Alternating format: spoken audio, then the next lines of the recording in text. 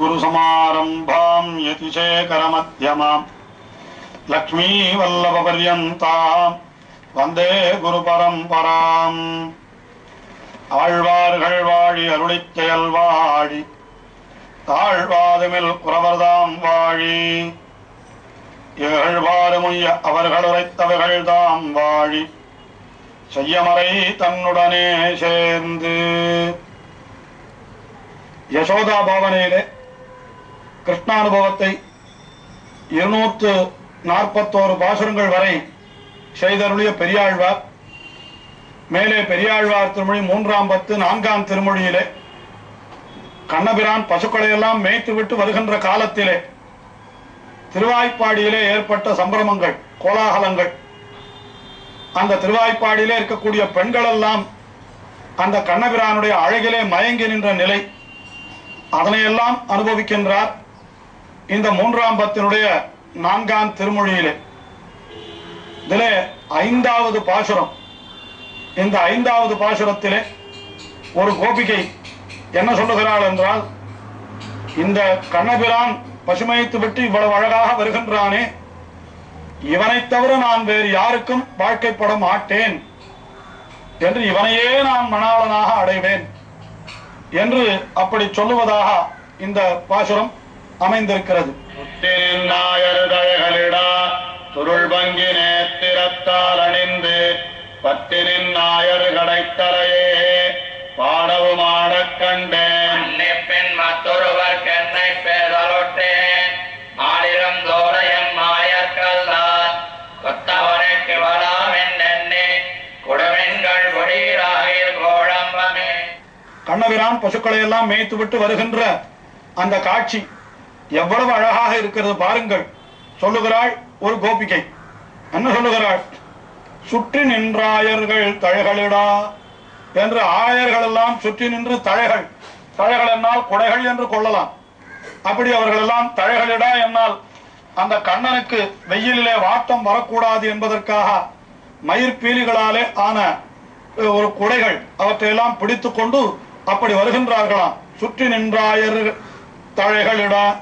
அந்த சமயத்திலே கண்ணன் எப்படி வருகின்றான் என்றால், சுருள் பங்கி என்றால், இந்த பங்கி என்றால் அவனுடைய திருக்குழல்கள், அந்த மயிர் முடி இருக்கிறதே, அதற்கு பங்கி என்பது அழகான தமிழ் சொல்.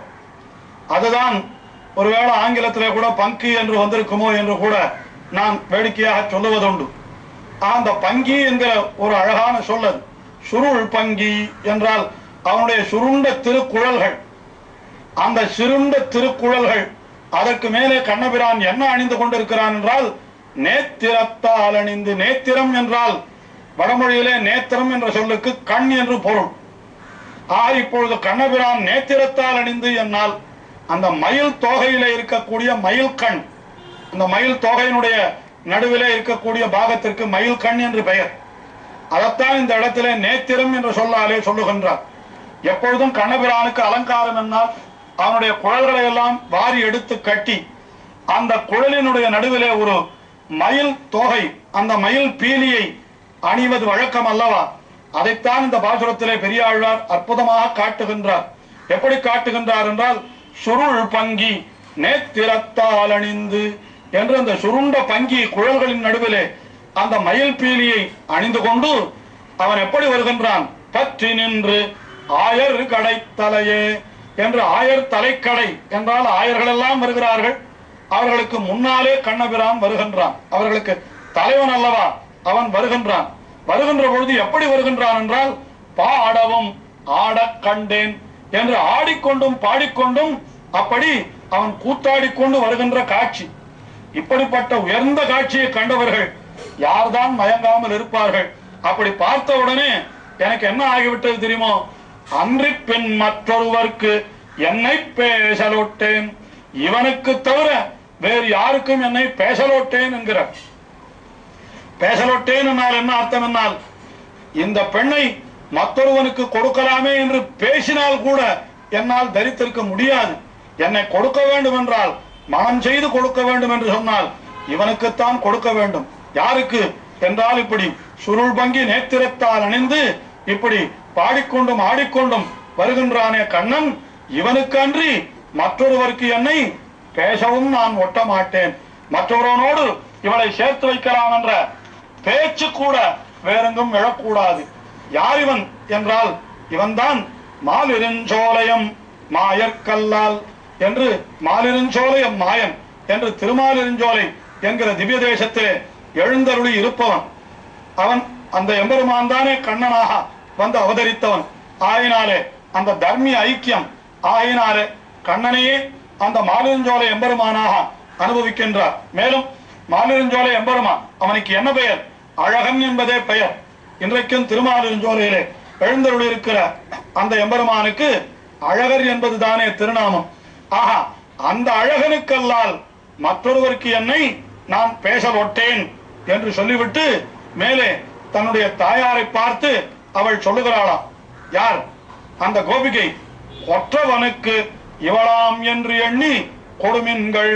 கொற்றவனான அந்த கண்ணபிரான் மாலிருஞ்சோலை எம்பெருமான் அவனுக்குத்தான் இவள் தகுதியானவள், வேறு ஒருவருக்கும் இவளை கொடுக்கவே முடியாது என்று கொற்றவனுக்கு இவளாம் என்று எண்ணி நீங்கள் கொடுமின்கள், என்னை அந்த கண்ணபிரானுக்கே மனம் செய்து கொடுத்து விடுங்கள். அப்படி கொடுக்கவில்லை என்றால் கோழம்பமே.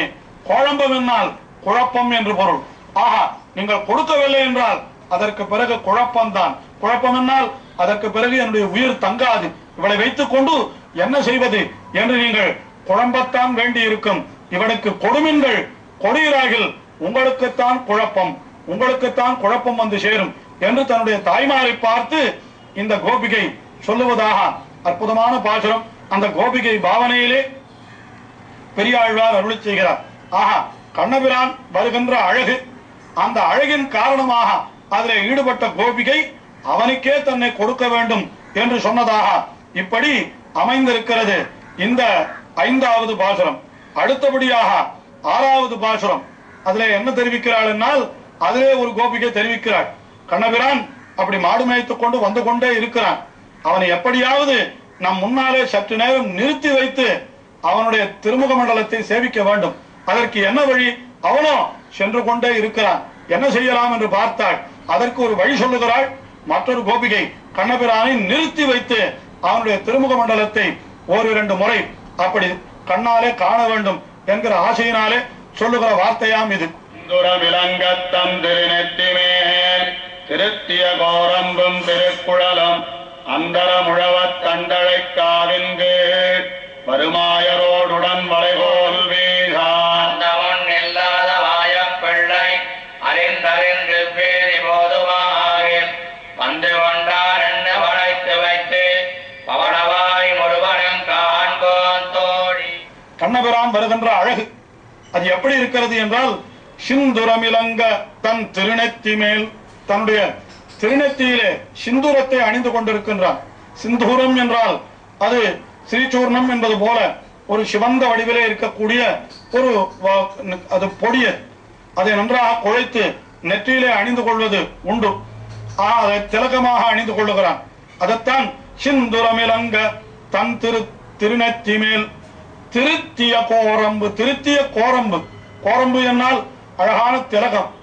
அந்த திருத்திய கோரம்பும் அதற்கு மேலே திருக்குழலும் என்று அந்த அதற்கு பரபாகமாக, அதாவது பகைத்தொடையாக இருக்க செக்கச்சவேல் என்கிற அந்த திலகம் என்ன, அதற்கு எதிரிடையாக பரபாகமாக பகைத்தொடையாக இருக்கக்கூடிய கரிய குழல், அந்த எம்பெருமானுடைய குழல் என்ன, இதெல்லாம் அவனுக்கு மிக அழகாக இருக்கிறது. அப்படிப்பட்ட அந்த திருமுக மண்டல சேவையோடு எப்படி வருகிறான் என்றால், அந்தரம் முழவ தண்டழைக்காவின் கீழ் என்று அந்தரமெல்லாம் முழவினுடைய ஓசை, ஆகாசம் எல்லாம் பரவி கிடக்கிறது. அப்பொழுது நல்ல தழைக்கா என்னால் சோலைகள், அதனுடைய சோலைகளுடைய நடுவிலே அவன் வரும் ஆயரோடு உடன் வரும் என்று ஆய்ப்பிள்ளைகளோடு அவன் வந்து கொண்டிருக்கிறான். வந்து கொண்டிருக்கிற காலத்திலே வளை கோல் வீசா என்று கையிலே, அந்த கையிலே வளை தடிகள் முதலானது வைத்துக் கொண்டிருப்பார்கள். இந்த இடையர்கள் என்னன்னா அந்த பழங்களை எல்லாம் உதிர்ப்பதற்காக வளை போல ஒரு வளைந்த ஒரு மரத்தை வைத்துக் கொண்டிருப்பார்கள். அதை சுழற்றி எறிந்தால் அது அங்கே இருக்கக்கூடிய பழங்களை எல்லாம் கீழே உதிர்த்து விடுமா. அப்படி அவன் வருகின்ற காலத்திலேயே அப்படி அந்த வளைகளை கோல்களை வீசிக்கொண்டு வருகின்றான். வருகின்ற இவன் யார் என்றால் அந்தம் ஒன்றில்லாத ஆயப்பிள்ளை.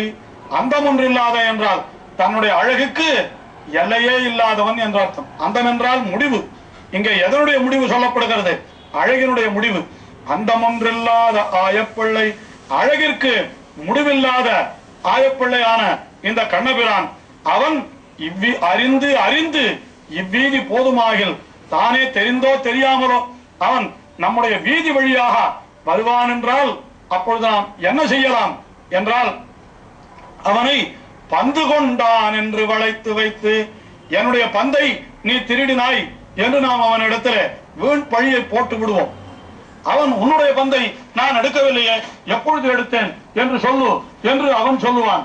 உடனே அதெல்லாம் எனக்கு தெரியாது, நான் விளையாடி கொண்டிருந்த காலத்திலே அந்த பந்து காணாமல் போய்விட்டது, அதை நீதான் எடுத்திருப்பாய் என்று நாம் இப்படி பேசிக் கொண்டிருக்கிற காலத்திலே அவன் நாம் இவர்களுடைய பந்தை எடுக்கவே இல்லையே என்று மலங்க மலங்க விழிப்பான். அந்த அழகை நாம் கண்டு கழிப்போம் என்று சொல்றாளாம். பந்து கொண்டான் என்று வளைத்து வைத்து அவனுடைய பவளவாய் முறுவலும் காண்போம். பவளவாய் முறுவல் என்னால் திருப்பவளம். அந்த திருப்பவளம் போல இருக்கக்கூடிய வாய், அதிலே ஒரு புன்முறுவல். அடடா, என்னை நீங்கள் இங்கே தங்க வைப்பதற்காக இப்படி எல்லாம் விளையாடுகிறீர்களா அல்லது உண்மையாகவே சொல்லுகிறீர்களா என்று தெரியாதவன் போலே அப்படி புன்சிரிப்பு சிரிப்பானே, அப்படி அந்த சிரிக்கின்ற அழகை நாம் காண்போம் தோழி. அவன் என்ன அழகாக வருகின்றான். வருகின்ற பொழுது அவனுடைய திலகம் என்ன, அவனுடைய திருக்குழல் என்ன, அந்த அழகையெல்லாம் நாம் நெருங்கி நின்று சேவிக்க வேண்டாமா?